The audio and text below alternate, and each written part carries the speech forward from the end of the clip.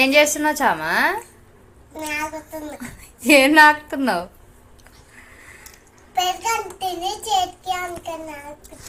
పెరుగంటిందా?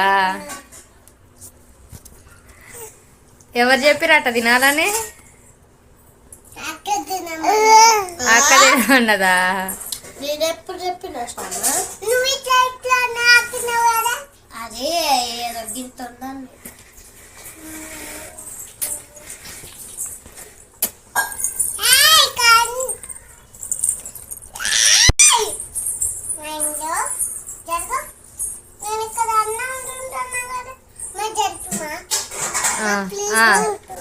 కన్నమ్మి జరుగు. అక్క అంట పెరుగన్న నాకుతుందంట.